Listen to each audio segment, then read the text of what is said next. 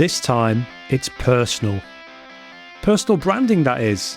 Whether you realise it or not, you already have a personal brand. And we'll be exploring how your personal brand can adapt as your business inevitably changes over time. On this episode of Architecture Business Club, a weekly podcast for solo and small firm architecture practice owners just like you who want to build a profitable, future-proof architecture business that fits around their life. I'm John Clayton, your host. If you're a small practice leader or sole practitioner in architecture, struggling to find clarity or reach your goals, consider working with me. I offer personalised one-to-one support through coaching, consulting and mentoring, and this tailored approach helps you navigate your unique path to success. Whether it's growing your practice, working for your hours or building your team, I've got you covered. Just click the link in the show notes to book a call with me to discuss your options or email Jon, that's Jon, at architecturebusinessclub.com for more information. Now let's discuss personal branding.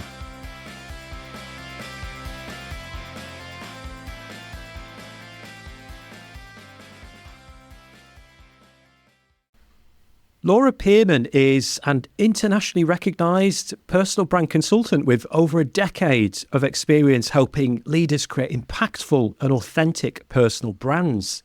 Based in the UK, Laura specialises in bespoke strategies, combining creative vision with sharp business acumen. She's known for a quirky vintage style, straight-talking northern charm, and ability to bridge the gap between business owners and creatives. Laura's work has empowered countless leaders to elevate their authority, embrace their uniqueness, and drive results.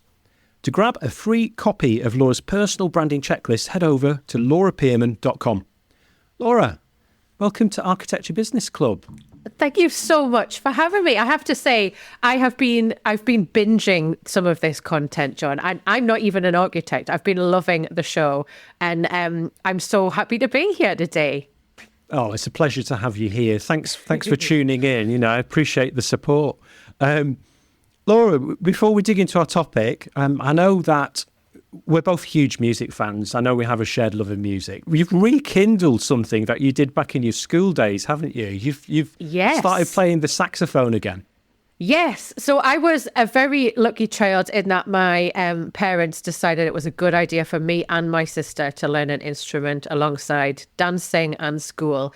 And they bought me a saxophone when I was 9, and it was like bigger than me. I had to lug it on the bus twice a week, usually, to go to lessons and then also to be involved in school orchestra and school band. So I've got this brilliant saxophone, and I've just moved it from house to house over the years. And about this time last year, I was like, I should get back into that. Like, I really wanted to find more fun in my life. And I was like, damn it, like, I really love playing the saxophone. So I'm slowly getting back into it. My new goal with it, John, is I want to find a bunch of other, like, badass women who want to set up a Northern Soul / ska band with me. So if there's any females out there who are into that vibe, get in touch, because I'm ready to jam. I'm not really good, but I'm ready to jam. You're willing, you're willing to give it a go and see where it leads. It's very much like muscle memory. And honestly, the saxophone is similar to like the bass. You know, you're just kind of doing like dub, dub, dub, like real easy beats, but you style it out. Like that's all about, that's the way I am. So it's not like you have to do, Baker Street or something I was just in going to every say, song. I was going to say, yeah, are we doing Baker Street yet? Or is that going to be next year? Yeah. Give me a couple of years. Yeah. Oh, cool. Well, I mean, as you know, I'm played the guitar. When I was younger, though, like the first instrument I learned when I was a kid, my parents, they paid for some keyboard lessons for me. We had like an electronic keyboard. That's a good instrument to learn. Well, it would be, but at the time, like the teacher, I think he mainly used to play in like the local working men's clubs, and Really? the kind of repertoire of songs that he taught me, I didn't know any of them. I think there was a couple of ABBA tunes, which was the most. I mean, I can't stand ABBA. I'm sorry if there's any ABBA fans here. Yeah. But there was stuff like 3 coins in a fountain and things like that, and I'm like, oh, this isn't for me really, but. You know, who knows? If I'd have stuck with it, then maybe I might be half decent at that. But, you know, never mind. My saxophone teacher was like the white version of, Bleeding Gums Murphy on The Simpsons. Yeah. He had like a normal hairstyle in the front and then like a little jazz wrap tail in the back. And he had the worst breath ever, John. And he had a pencil and he'd be like, dum, dum, dum, like to be the metronome. And then it was like he would give you feedback and you'd like step back. There's something intrinsically connected between my playing the saxophone and his bad breath. Oh, geez. Yeah. Thankfully, none of my music teachers had that issue. So I was then lucky there you go. In that respect, I was lucky. We're going to talk about personal branding, and we're going to look at how you can adapt your personal brand as your business inevitably changes over time. Now, some of the regular listeners might recall that we did a great interview some time ago now with Bob Gentle. I think it was episode number 6. And Bob, he's a friend, a mutual friend of ours. He's a fellow personal branding expert, and he really introduced the concept of personal branding in that episode. So what I was wondering is, building on that, what do you think is the biggest misconception about personal branding? And how do you redefine it for your clients? Yeah, that's a good way to build on all the amazing things Bob talked about. I have 3 areas. So I think the first one is that so many people, and I don't know if this is a British thing or what, a lot of people will think, oh, that's far too audacious for little old me. I don't need to worry about that sort of thing.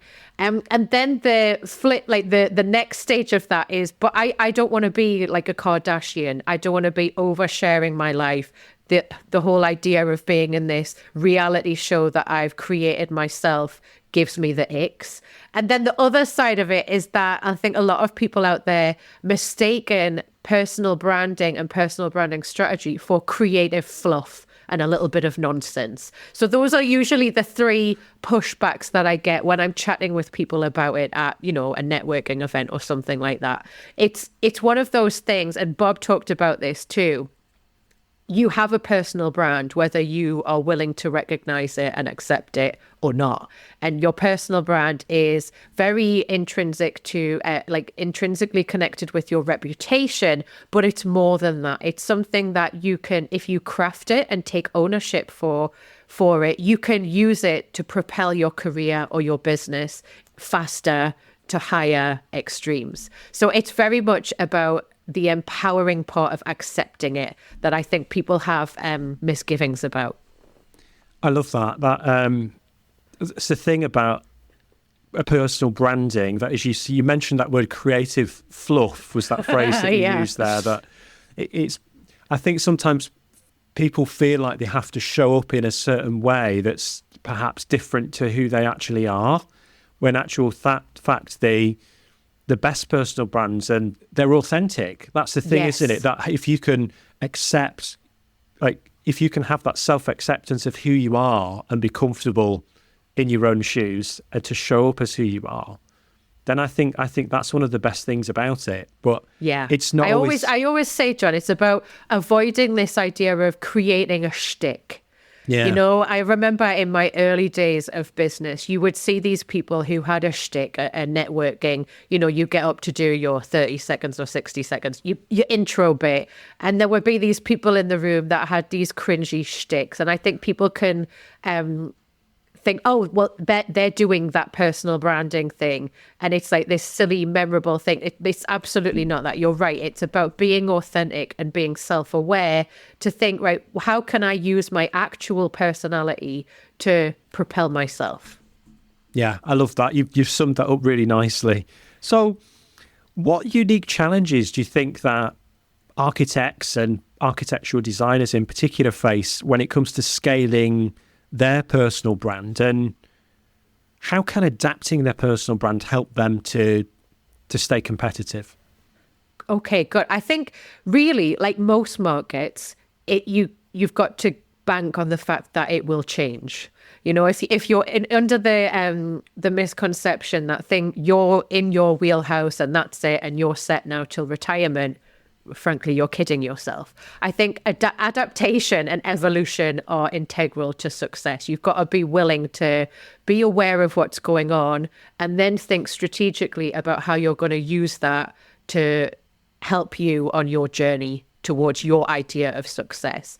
I think a great way to put this in an architectural context, though, is to use the good old PESTLE model in marketing. Do you know that one? So political, economical, social, technological, and environmental. So for me, and I'm not in the industry, I think the environmental factor jumps out. And you would, if you were doing a robust job on your personal branding, you'd better use all of those external factors when you're thinking about how you're going to construct a personal brand that's going to serve you well. But for me, looking from the outside in, environmental seems to be like glaringly obvious for all architects right now. We're seeing more natural disasters now. And when you think of that on a social level, it's got to impact the way that we build, because we're now not building, we have to build with this idea of defense in mind. So from a construction point of view, that's going to be more and more important as we progress down this trend that we're seeing in natural disasters. You can't deny that that's happening. I suppose the other side could be maybe more around the political implications of that environmental factor. You know, we're seeing predictions now that with natural disasters, we're going to see mass exodus of humans from different parts of the world to other parts of the world. Now, from an architectural point of view, that means we're going to need even quicker ways to build, because we're going to have people moving in and out of areas. So I think that's just using one example to show you how you can apply what's going on in the outside world. And okay, hang on a minute. What's my role in this? Like, you know, it would be unrealistic to think I'm going to solve that. But as an architect of our time, what are you going to do with your personal brand and your business to affect some positive change in those realms?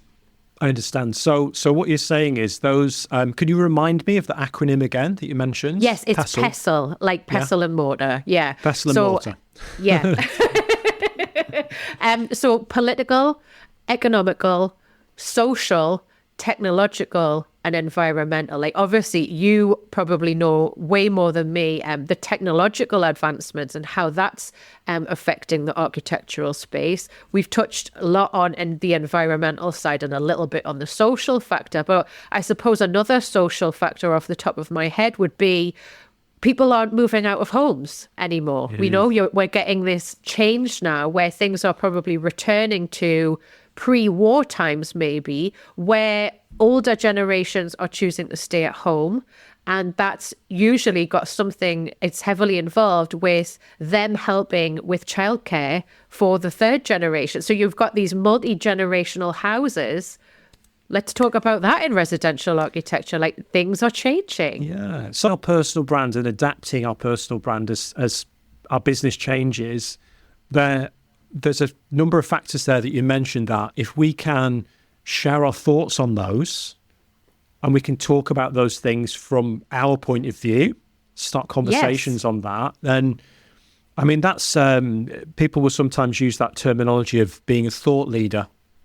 I'm not sure if all the listeners are familiar with that. But yeah, you don't even have to be like an authority or a thought leader on these topics. You might decide that actually this is something that you're very curious about, and your personal brand is going to be asking questions and facilitating conversations about this, because you're sharing with the world that you're actually on a quest to figure this out. And actually, over time, the cumulative impact of that is you're now the hub, because you're the one who's generating these conversations and you're the conduit. So now, indirectly, you've become an authority. That's a great way to go about it if maybe you're a little bit more introverted and you don't want to be, or you don't want to take the leap or the risk of being the authority on the political landscape in architecture. Like, that's a hell of a quest.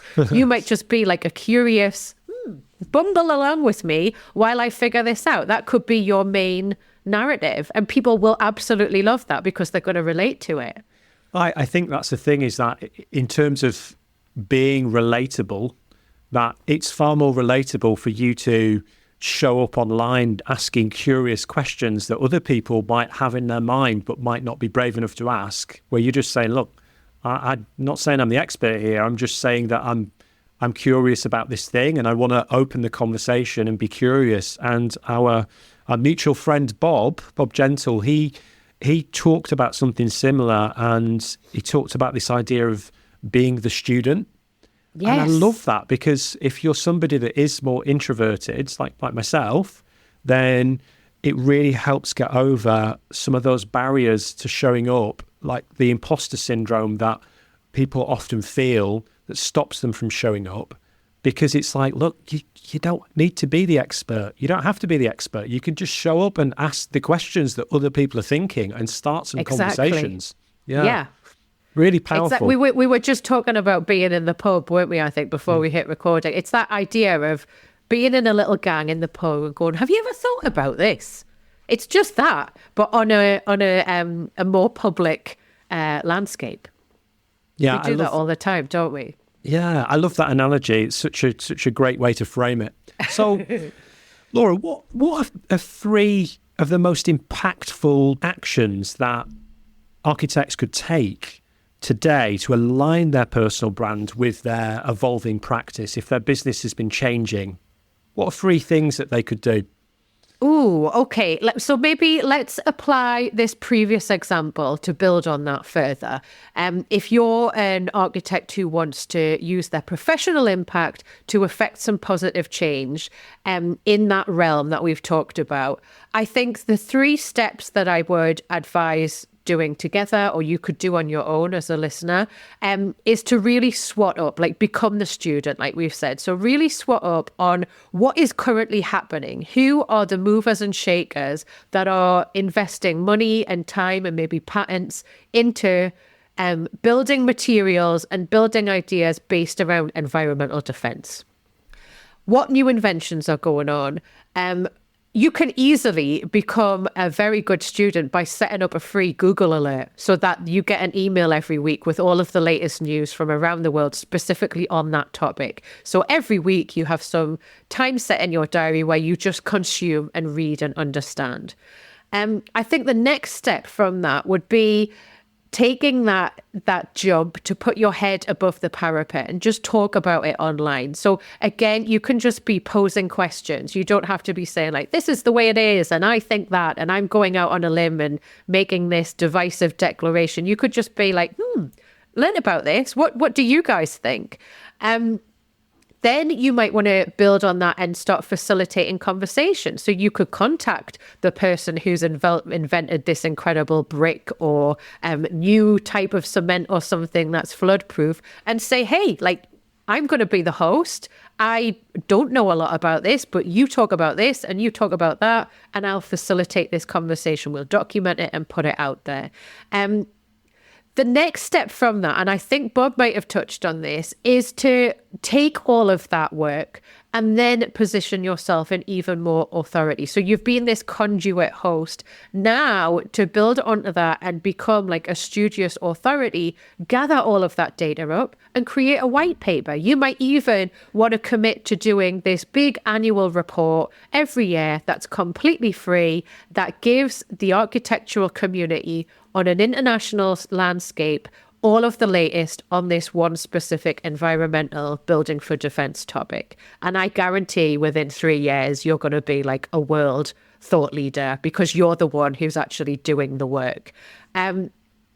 Taking away that example, I think the first way to go about adapting is to simply schedule in some regular non-negotiable time with yourself to really understand and go back into that student mode and understand what's going on in your market. It might be the market that you've chosen to niche into, thinking about the great conversations you've had with Janine and Fifi. It might be that you're in a market and from a business planning point of view, you want to pivot and move to a different market for whatever reason. That non-negotiable time should be you learning about what's going on in that market. So things like, who are the major players and what are they doing? Do you agree with it or do you find them irritating, and why? Are there some developments going on? And how are the consumers in that area behaving, and how has that changed maybe in the last 10 years, and what are people forecasting on how their demands and needs are going to change in the future? And all of that information over maybe even a couple of months is going to give you a lot of market intelligence to think, right, so what's my role in this like soap opera, or what's my role in this theatrical production that I'm saying I'm going to get involved in? I love that. You've laid that out in a really simple step-by-step way for us. That's really great. I like the idea of the Google alerts as well. Yeah. So that essentially the Google alerts, you can pick a search term and you can set that in Google alerts, and Google will notify you when that search term is mentioned. Have you ever tried this with your own name, Laura? Remember, don't forget to download the Architecture Business Blueprint, the step-by-step formula to freedom for architects, architectural technologists and architectural designers. You can grab the blueprint without any charge at architecturebusinessclub.com/blueprint. And if you're enjoying this episode, then please leave a 5-star review or rating wherever you listen to podcasts. Now back to the show. Oh my goodness. I think I'd need to hire a VA to do that. I don't want to. Yeah, that could be, you know what? That would probably be a good idea to get updates on what, you could compare that data with your marketing or publicity plan and say, right, did it work? Like, did we get into Google alerts? I used to do it around my 5 personal brand themes. So this is something I've spoken about before. And this is a little bit away from the question we're currently looking at. But I used to have 5 fixed themes, and that would be inspiration for me to create content about. So it was, yes, to do with my profession, but also some of my personal, like I'm obsessed with my cat. So I would get like crazy news about, trends in Japan with cats and that sort of thing. And that would be, I'd be like, oh yeah, I could maybe talk about that. Or maybe that's a quick Instagram story or something that's just showing the personal part of me to round out all of the sales messages and, calls to action, watch my latest episode, all of that stuff. So I think there's a few ways you can use Google Alerts. And the beauty, of course, is that it's absolutely free and you can update and change it whenever you like. Yeah. I was just going to say, one of the amusing byproducts of setting your name as a Google Alert is you can find out about what all the other Laura Pearmans in the world have been up to. Yes. It's hilarious. I get updates from, criminal John Clayton has just been arrested for a 3rd count of bank robbery in Wisconsin, or John Clayton has just won a welly throwing contest in wherever. Honestly, some of the stuff is completely bizarre, but it always gives me a little chuckle. Yeah, that's hysterical. I'm going to do it now. You've inspired me. Yeah. We'll do it after we finish recording, but Deal. It'll give you a bit of a chuckle. So, Laura, could you perhaps share a client story? I'm wondering if you've got a client story where someone has adapted their personal brand and maybe that's helped them to grow their business, but maybe opened up some unexpected opportunities too. Do you have a client story that you could share with us? Yeah, I do actually. Yeah, I'm currently working with a client that I think would be a great example for architects or architects in practices. So it's not an architectural business, but it's a practice based business. So I think there are some similarities. So this chap has worked his socks off for the last 5 years with a personal brand, and he has built this really successful consultancy practice based business. And he's got himself in this champagne problem, right? He's got more work coming in than he can physically do himself. So he's just had to hire an associate. And he came to me and he was like, the whole system's messed, Laura. I've built this personal brand. Now it's more than me. What the hell do I do? Like, he felt so irritated that the last 5 years of hard work, he felt like it had come to an end. It hasn't, but we're in this brilliant phase. We're not fully finished the work. We're just getting into the meaty, nitty-gritty part of it. But it's like a wonderful Rubik's Cube puzzle that I'm solving from a branding point of view. So this is the other way. Like we've talked so much in the show about people recognizing and then adopting or adapting their personal brand. This guy did all that, and now he's like, shucks, what do I do? So the upshot of this is the way that his business numbers are trending, he could be very well in a position where he needs to hire a third or fourth associate within the next 3 years. And he's not sure now, does he want to sell it on? How does that affect the branding? So we're going into like core brand strategy work, and we're looking at how we capitalize on his personal brand to then emulate some core value. So he does business in the way that he does business, and that's why it has been so successful. And obviously the new associate that he's hired shares a lot of those core values. So we're in a place where we're extracting and condensing down things that can be applied to an associate like umbrella practice brand, but the key jewels in that crown are going to be the personal brands, plural, that exist within that structure. So we're now going to develop this new associate as like internal training and their professional development to carve out their personal brand and almost play in a charming and maybe a little humorous way how they differ from each other. But the ultimate point is to portray that they are part of the same organization.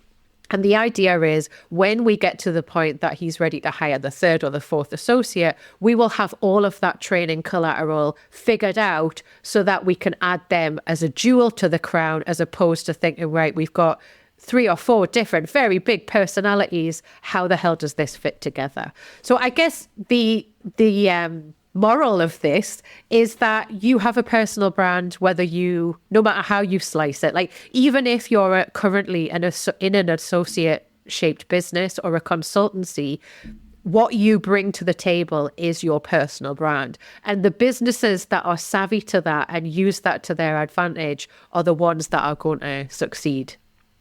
Yeah, I really like that. And that idea that it got to this point where this business had grown like bigger than him, that there was going to be other people involved, but by identifying those core values and finding alignment between those other members of the team, so that they, even though they have got their own individual personalities, that there was that synergy there, that it all still kind of worked and fits together. I think that's really smart.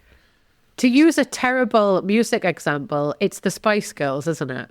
You know, together they are the Spice Girls, but each one of them has their own identity. It's the same. It's the structure that we've had for, superheroes. If you want to use superheroes, it's the same thing. They all are part of the same quest. And I think there's something charming and current with the zeitgeist of our obsession of going behind the scenes and, this whole thing with the reality show side of things. You can use that to your advantage and talk about the vulnerabilities and differences and maybe some of the flaws in that relationship, and people will fall in love with that because they feel like they're on the inside. Gone are the days that you can be just another drone in this faceless associate brand and, I'm one of the associates and that's all I have to say about that. Those years are gone. So I think it's specifically in architecture, it would be interesting to observe how certain practices capitalize on this. Absolutely. I don't want to open up a bigger conversation. It's probably a conversation for another day, but particularly the age of AI that we're finding ourselves in, and AI, particularly AI generated content online, there's a sea of content that's being created, and a lot of it at the moment's not great. And there's a real opportunity here for businesses to be able to stand out by leveraging the personal brands, their own and of their team. And what a better way to stand out in the marketplace than through developing your personal brands. Like, that's going to be the thing that's going to cut through all the other fluff. Yeah, the human connection factor is only going to get more popular as a result of this. Yeah, absolutely. Yeah. What question about personal branding do you wish that people asked more often? And how would you answer it? Oh, I wish that people asked me more to prove it. And what I mean by that is I am probably a bit of a rare bird in the branding world in that I love the data. I love nothing more than chomping away on a lot of interesting data. We talked a little bit about market external research data, but there's other ways of looking into data. And I love the creative challenge of building an idea based on the data. So I find it like creative whimsy in the branding space and professionally irritates me because I'm like, well, what's that based on? Like, prove it. How can we break that? And if we do it a different way, will it work better? I'm obsessed with that idea of things. And when people say prove it, I'll be like, okay, let me show you the spreadsheets of data that have drawn me to these conclusions, which have then resulted in this creative idea. And that's why I'm recommending that we go in that direction. You might say, I suppose, it's similar to like doing a survey on a piece of land before you build something in an architectural way. I'm all about the detailed nitty gritty of exploring that survey. And then the challenge of doing something creative based on that is what compels me the most. I love that. So it's data driven. It's not just all on a whim. Yes. The guidance that you're helping your clients with and the way that you're helping them develop their personal brands. Yeah, I love that. And that's something that, as you say, many of the listeners working in architecture will appreciate that approach because they are very much data driven. Laura, we're going to start wrapping things up. What would be the main thing that you'd like everyone to take away from our conversation? Think that there's maybe what they thought about personal branding. Maybe I've challenged that. I think, if anything, asking some questions about, oh, hang on a minute, maybe this is for me. Like if someone is driving their car or doing their dishes or whatever while they're listening to this and I've changed their idea, that like we have won the day as far as I'm concerned. So challenging your initial idea or challenging your misgivings about what is personal branding and actually should I be paying more attention to this for my own career? That's great. Is there anything else you wanted to add that we haven't covered already? I think we had a little bit of a chat, and this is probably in one of our phone call catch-ups, where you were challenging me to talk about the way that I do it. So like the whole idea of how the sausage is made. And we talked about You challenged me and I said, if I wasn't sure, but I think I'm going to do it. You said, could we give the listeners a sneak peek into a part of your process that maybe they are not into? And that really stuck with me, Jon. I haven't even told you this. So that's been a seed in my head. And I'm like, oh, crumbs, like that's scary. But hang on a minute. If that's scary, should I run towards it? So I've been working away behind the scenes. And I actually have an episode coming out on my YouTube channel in a few weeks where I am telling the world what my proprietary process is. And I'm sharing all the work that I've done to prove it and break it and build it back again. But we could maybe talk a little bit more about that. What do you think? I'd love to hear a bit more about that. Yeah, please do. I think I'll talk about one of the stages because I don't want to, go on and drone on for hours. Like if you're interested, I guess, go check out the episode.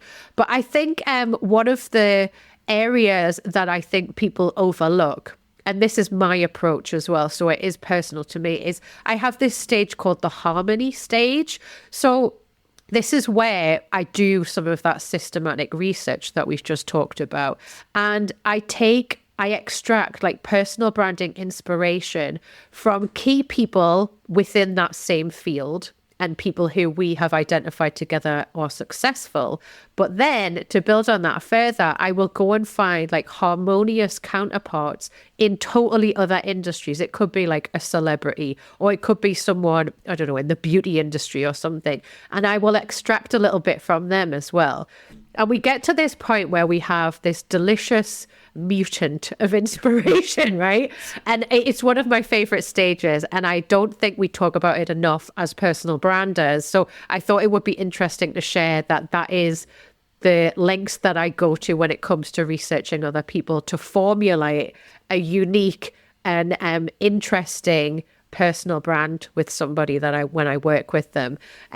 it's a little bit like you take all of these ideas and then you muddle it down and then you shake it up, and that's the cocktail of personal branding. That's probably the better way to describe it. But that's a little bit of an insight into one stage of my proprietary process. Oh, that's so cool. Looking forward to the video. I'll make sure that we share a link to your YouTube channel. Oh, great idea. We'll put that in the Yes. show notes so that if anybody's you. listening to this episode and wants to go and check that out, they can go and head over there. And it's Laura P Creative on YouTube, but we'll put the link in the show notes. Laura, there's a final question that I'd like to ask you. Nothing to do with personal branding. I love to ask this question to all the guests. I love to travel and discover new places. So I was wondering if you could just tell me one of your favourite places and what you love about it. Oh, that's such a hard decision. So I'm like you. I did the backpacker thing, and I've been on different adventures, and I'm the same. I get so much inspiration from going to other places.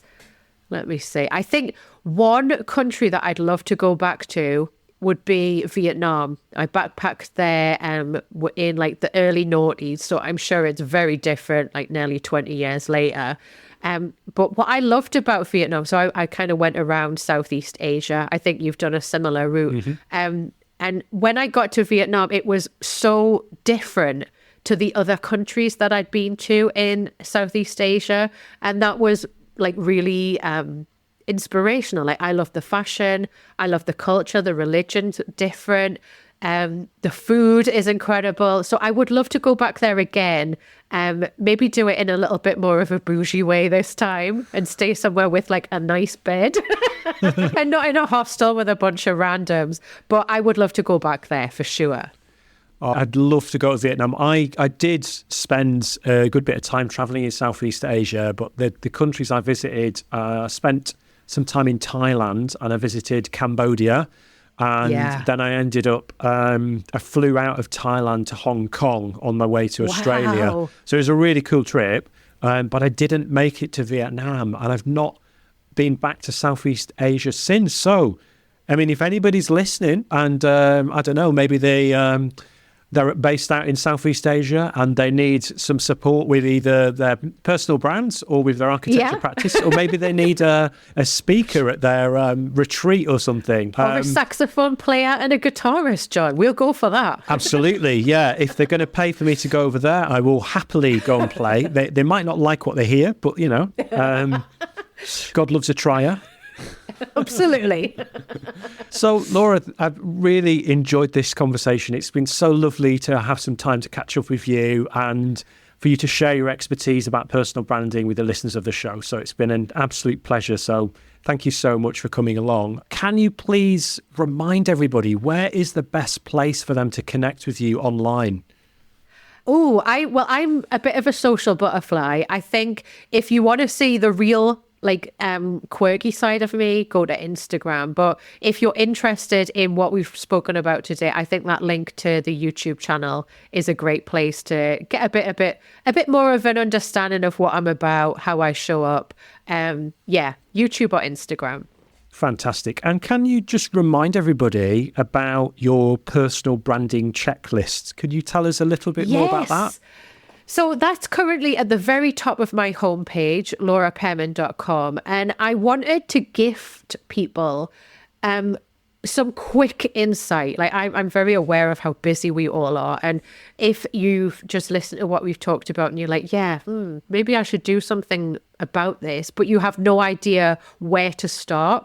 The whole way that I've built the personal branding checklist is that it's a condensed down snapshot of where your personal brand actually is based on fact. So you download it, you fill it in, it's like a long tick sheet, and then I give you some interesting follow-up emails to help you get an understanding of, right, what do all of these ticks and crosses actually mean for me? So you're getting some practical insight, but the beauty of it is that it's rapid.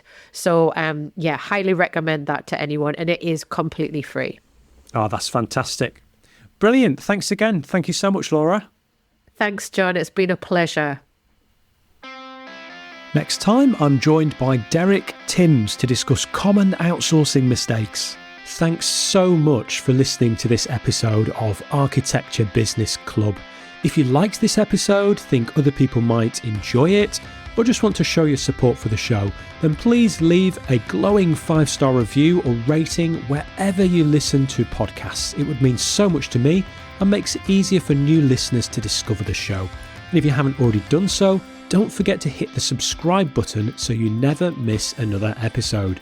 If you want to connect with me, you can do that on most social media platforms. Just search for @Mr. John Clayton. The best place to connect with me online, though, is on LinkedIn. You can find a link to my profile in the show notes.